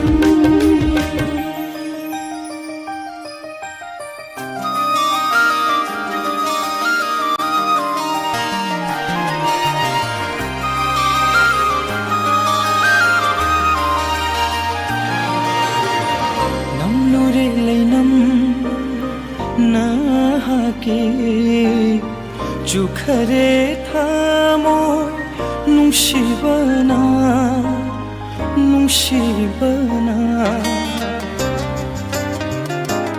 ओ नमनुरे लैनम नाहाके चुखरे थामोय नुंशिबना अंगाव बहाइबदो ओइरे हासे नोथां कुपलरे लकानुशे खुंथां येरे नापसिदा लक्षण जबमुंदे ऐगी पुनु लक्षण जबमुंदे ऐगी पुनु थाजनते अतियागे नंदीगे थवाइनी थाजनते अतियागे नंदीगे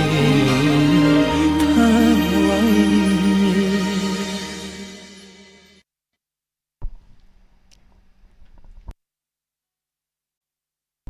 Thagachari mayam pumnamak matam kuirabagi tungda iche bila bibi maibamse amo ngasidi uba fangjai iche thagachari Madam Usarani mayang lambam Amarjit Luwang imai bem saning thaujam. Good evening Sir Thoksom Gori Nancy Legendary busy da lay na haibire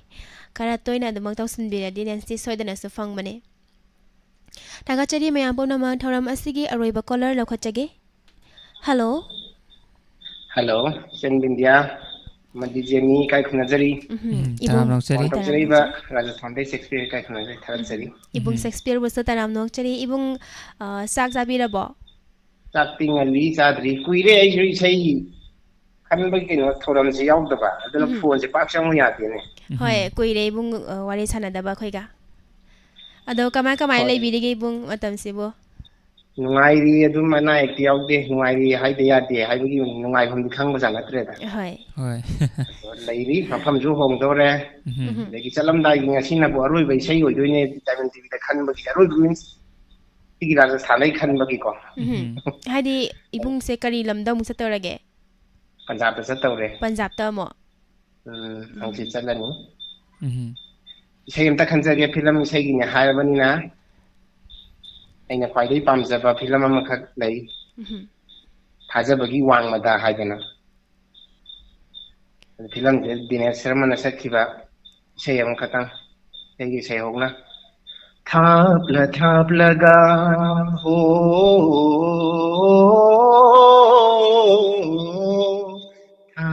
thapla ga nungsiba heli tamla ga nungsiba heli thapla ga nungsiba heli aina sei oi sei to mayam amtang tamina jage Yam fazaba ise ma khanbire ibungna hadi Imalebak Manipur dagi lamdam tamna so leibiraga yamna fazaraba ise ma khanbire Ado ibu Tabi ningba sing happy ka dabroibo Tabi ningba di akoi Diamond TV ki family leiba wahong radio ta di mayam puna ma live chat ta leiba TV te hingi ba puna ma ngami pandraga su yam puna ma tamina jarage hani duga koi ki Jenny ga Sen Bindia ga so dum pula tamina rasi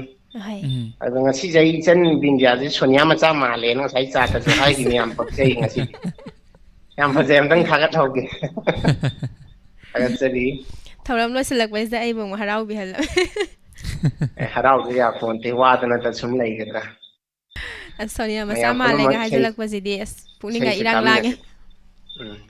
Ado ibung Punjab ta lai raso dum thoram saruk ya bi ro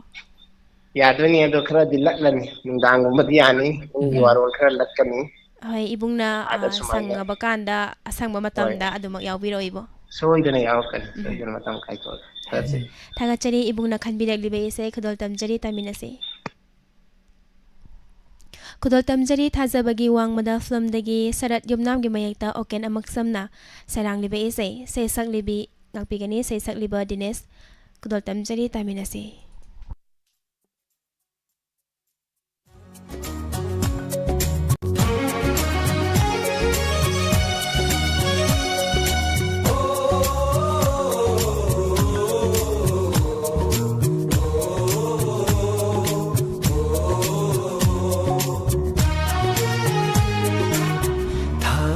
Thaplaga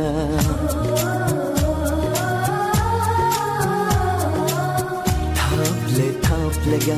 nungsiba heli tamlaga ningsingba heli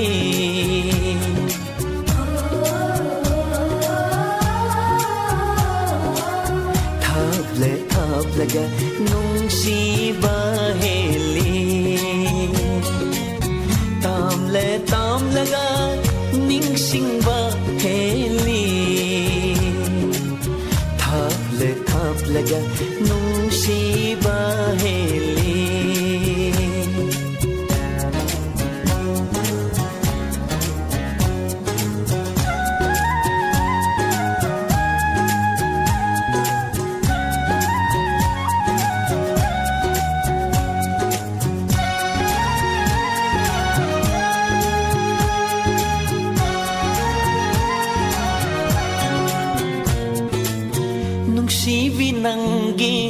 Nungsigi lang lana punsin bire aibu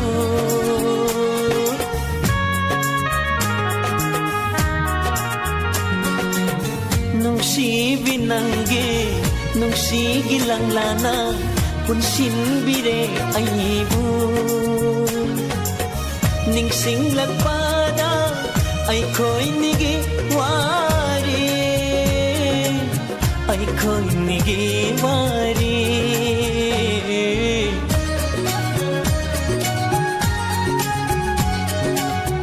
ure nanggi nungsi bisatam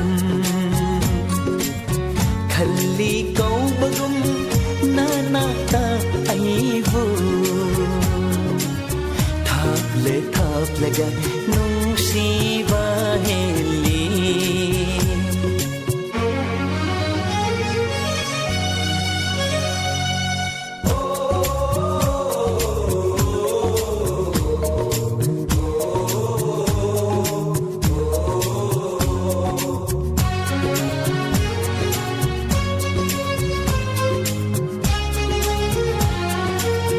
मेरा गिथावल मेंगलवथानिल हियांगगी पूर्णिमा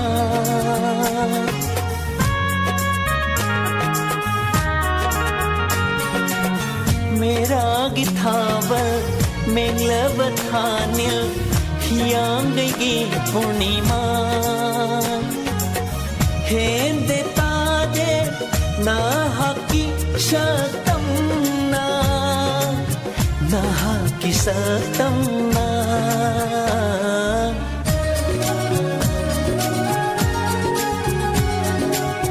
Heli nantana hajaba bomba Tajay thawai na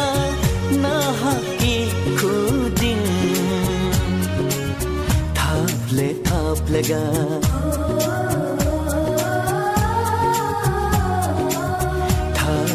thap laga nungsi baheli tam laga ningsing baheli ure nanggi nungsi bisatam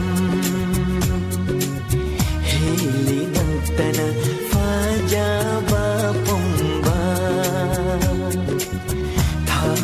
thap laga nungsi baheli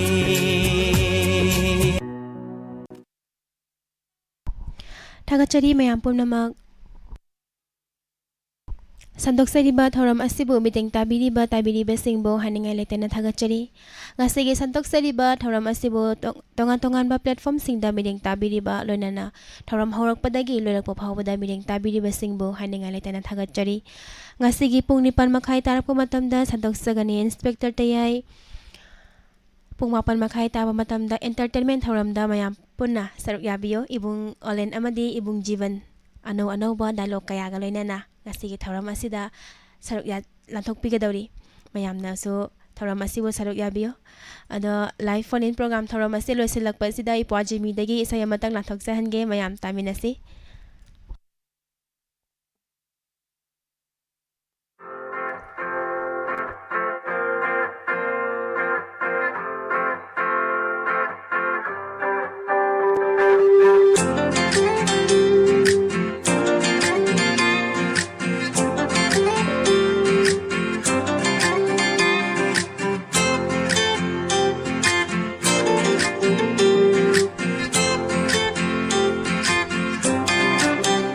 Kupeka pengali batandan mana di khanglam gani ko nungsibi nang buhay na kaya'y mating nungsiba Kupeka pengali batandan mana di khanglam gani ko nungsibi nang buhay na kaya'y mating nungsiba Thaja thawalag tay madongan bidubani ay githong na panggal anigi nungsibi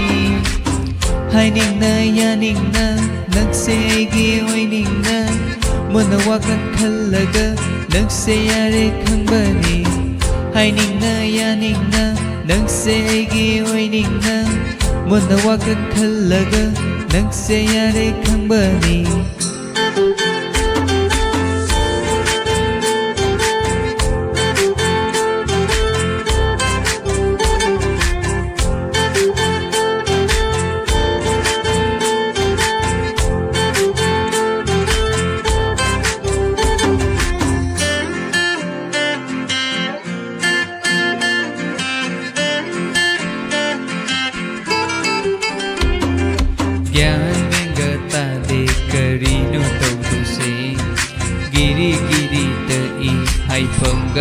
ꯈꯪꯗꯦꯗ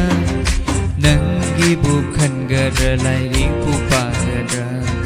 ꯀꯔꯤ ꯇꯧ ꯍꯥꯏꯕꯅꯣ ꯑꯃꯨꯛꯇ ꯍꯥꯏꯔꯝꯃꯨ ꯍꯣ ꯂꯝ ꯍꯦꯟꯕ ꯉꯥꯏꯈꯣ ꯑꯃꯨꯛꯇ ꯉꯥꯏꯈꯣ ꯊꯃꯣꯏ ꯃꯁꯛ ꯈꯪꯗꯅ ꯌꯥꯕ ꯌꯥꯕꯔꯥ ꯍꯣ ꯂꯝ ꯍꯦꯟꯕ ꯉꯥꯏꯈꯣ ꯑꯃꯨꯛꯇ ꯉꯥꯏꯈꯣ ꯊꯃꯣꯏ ꯃꯁꯛ ꯈꯪꯗꯅ ꯌꯥꯕ ꯌꯥꯕꯔꯥ ꯑꯩꯒꯤ ꯑꯣꯏꯅ ꯂꯦꯞꯄ ꯑꯩꯒꯤ ꯑꯣꯏꯅ ꯍꯤꯡꯕ ꯉꯝꯕ ꯃꯤꯗ ꯑꯩꯅ ꯊꯃꯣꯏꯁꯦ ꯄꯤꯒꯅꯤ ꯑꯩꯒꯤ ꯑꯣꯏꯅ ꯍꯤꯡꯕ ꯑꯩꯒꯤ ꯑꯣꯏꯅ ꯂꯦꯞꯄ ꯉꯝꯕ ꯃꯤꯗ ꯑꯩꯅ ꯊꯃꯣꯏꯁꯦ ꯄꯤꯒꯅꯤ ꯍꯥꯏꯅꯤꯡꯅ ꯌꯥꯅꯤꯡꯅ ꯅꯪꯁꯦ ꯑꯩꯒꯤ ꯑꯣꯏꯅꯤꯡꯅ ꯃꯨꯟꯅ ꯋꯥꯈꯜ ꯈꯜꯂꯒ ꯅꯪꯁꯦ ꯌꯥꯔꯦ ꯈꯪꯕꯅꯤ ꯍꯥꯏꯅꯤꯡꯅ ꯌꯥꯅꯤꯡꯅ ꯅꯪꯁꯦ ꯑꯩꯒꯤ ꯑꯣꯏꯅꯤꯡꯅ ꯃꯨꯟꯅ ꯋꯥꯈꯜ ꯈꯜꯂꯒ ꯅꯪꯁꯦ ꯌꯥꯔꯦ ꯈꯪꯕꯅꯤ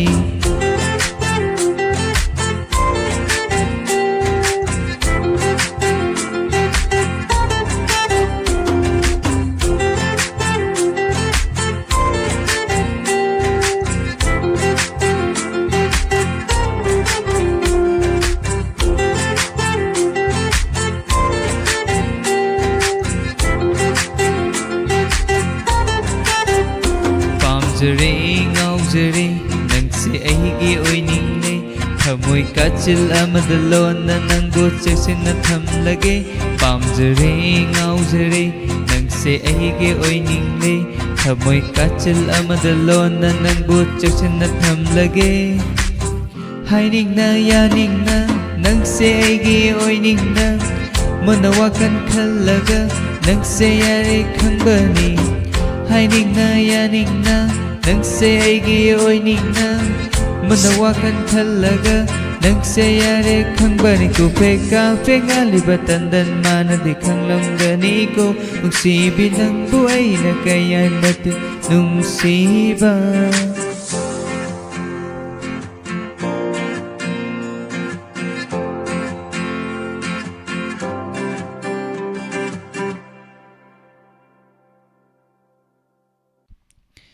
ꯊꯥꯒꯠꯆꯔꯤ ꯃꯌꯥꯝꯕꯨ ꯊꯥꯒꯠꯄꯤꯔꯛꯄ ꯊꯥꯒꯠꯆꯔꯤ ꯃꯌꯥꯝ ꯄꯨꯝꯅꯃꯛ ꯈꯨꯗꯣꯜ ꯇꯝꯖꯈ꯭ꯔꯤꯕ ꯏꯁꯩ ꯑꯁꯤꯒ ꯂꯣꯏꯅꯅ ꯁꯟꯗꯣꯛꯆꯔꯤꯕ hello ꯇꯥꯕꯤꯅꯤꯡꯕ live phone in programme ꯂꯣꯏꯁꯤꯟꯖꯕꯒꯤ ꯑꯌꯥꯕ ꯃꯌꯥꯝꯗꯒꯤ ꯂꯧꯖꯒꯦ ꯉꯁꯤꯒꯤ ꯄꯨꯡ 11:30 ꯇꯥꯔꯛꯄ ꯃꯇꯝꯗ ꯁꯟꯗꯣꯛꯆꯒꯅꯤ ꯂꯥꯏꯚ ꯑꯦꯟꯇꯔꯇꯦꯟꯃꯦꯟ ꯊꯧꯔꯝ ꯑꯁꯤꯗ ꯃꯌꯥꯝ ꯄꯨꯟꯅ ꯁꯔꯨꯛ ꯌꯥꯃꯤꯟꯅꯁꯤ ꯂꯥꯏꯚ ꯑꯦꯟꯇꯔꯇꯦꯟꯃꯦꯟ ꯊꯧꯔꯝ ꯑꯁꯤꯗ ꯏꯕꯨꯡ ꯑꯣꯂꯦꯟ ꯑꯃꯗꯤ ꯏꯕꯨꯡ ꯖꯤꯕꯟ ꯑꯅꯤꯅ ꯐꯖꯔꯕ ꯗꯥꯏꯂꯣग ꯀꯌꯥꯒ ꯂꯣꯏꯅꯅ ꯃꯌꯥꯝꯒꯤ ꯊꯧꯒꯜ ꯇꯧꯖꯒꯅꯤ ꯊꯧꯔꯝ ꯑꯁꯤꯗ ꯃꯌꯥꯝ ꯄꯨꯟꯅ ꯑꯃꯨꯛ ꯁꯔꯨꯛ ꯌꯥꯃꯤꯟꯅꯁꯤ ꯊꯧꯔꯝ ꯑꯁꯤꯕꯨ ꯐꯦꯁꯕꯨꯛ ꯄꯦꯖ ꯑꯃꯗꯤ ꯌꯨꯇ꯭ꯌꯨꯕ ꯆꯦꯅꯦꯜꯗ ꯃꯤꯠꯌꯦꯡ ꯇꯥꯕꯤꯈꯤꯕ ꯇꯣꯉꯥꯟ ꯇꯣꯉꯥꯟꯕ ꯔꯦꯗꯤꯑꯣ ꯆꯦꯅꯦꯜ ꯇꯣꯉꯥꯟ ꯇꯣꯉꯥꯟꯕ ꯇꯤꯚꯤ ꯆꯦꯅꯦꯜꯁꯤꯡꯗ ꯃꯤꯠꯌꯦꯡ ꯇꯥꯕꯤꯈꯤꯕꯁꯤꯡꯕꯨꯁꯨ ꯊꯥꯒꯠꯆꯔꯤ ꯃꯊꯪꯒꯤ ꯊꯧꯔꯝꯗ ꯏꯟꯁꯄꯦꯛꯇꯔ ꯇꯌꯥꯏ ꯃꯌꯥꯝꯗ ꯑꯃꯨꯛ ꯂꯥꯟꯊꯣꯛꯆꯗꯨꯅ ꯇꯥꯍꯟꯖꯒꯅꯤ ꯍꯧꯖꯤꯛꯀꯤ ꯑꯣꯏꯅꯗꯤ hello ꯇꯥꯕꯤꯅꯤꯡꯕ live phone in programme ꯃꯤꯠꯌꯦꯡ ꯇꯥꯕꯤꯔꯤꯕꯁꯤꯡꯕꯨ ꯑꯃꯨꯛꯀ ꯍꯟꯅ ꯕꯤꯟꯗꯤꯌꯥ ꯄꯨꯈ꯭ꯔꯝꯕꯝ ꯑꯃꯗꯤ ꯖꯦꯃꯤ ꯒꯨꯖꯝ ꯑꯅꯤꯅ ꯈꯨꯔꯨꯝꯖꯔꯤ